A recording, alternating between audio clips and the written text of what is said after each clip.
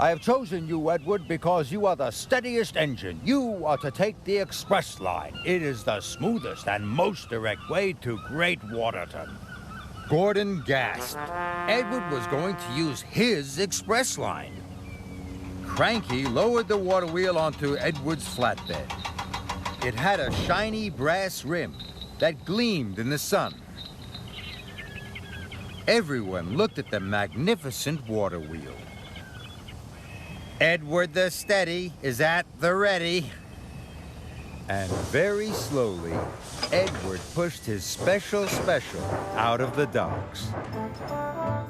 Edward puffed up to the junction for the express line. Thomas was waiting. Bust my buffers, Edward. That's a very special. Edward was very happy. He looked ahead. If he took the express line, he couldn't stop for the people to admire his magnificent water wheel. But if he took the other track, he could stop at stations and bridges and sidings. A lot of people would see his special. The signal changed. Edward didn't take the express line.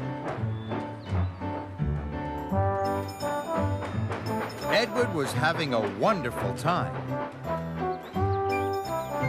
He went past stations,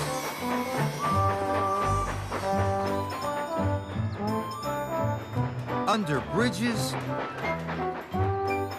and past farms. Everyone cheered and waved. Edward the Steady was now Edward the Magnificent. Edward arrived at the junction. The track ahead's in need of repair. But the track ahead led to the school. Edward wanted the school children to see him. So he chuffed on towards the broken track. The track was very bumpy and jumpy.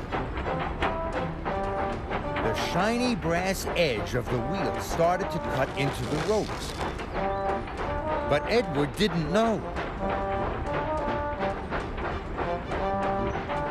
At the school, children cheered and waved. Edward wasn't looking at the red signal. Oh, flatten my fender. Edward applied his brakes, but too late. The shiny brass edge of the water wheel cut even deeper through the ropes. Edward knew now his long journey had made him late. Then he had an idea. I will chuff up Gordon's Hill, Edward thought. It's the fastest way to Great Waterton.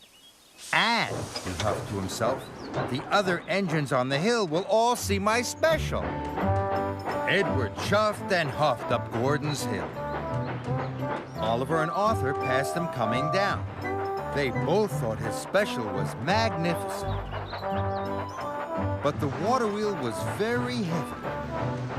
Edward huffed and puffed up the hill. At last, he reached the top. But the edges of the water wheel were cutting deeper and deeper into the ropes. Then there was trouble.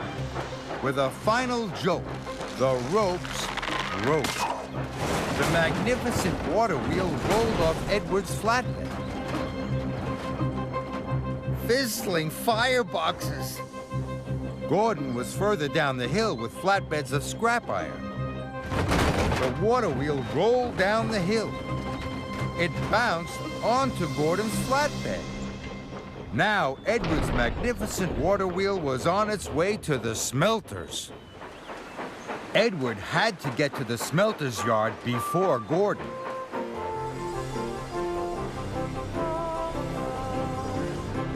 Edward puffed and Edward panted along every shortcut he knew.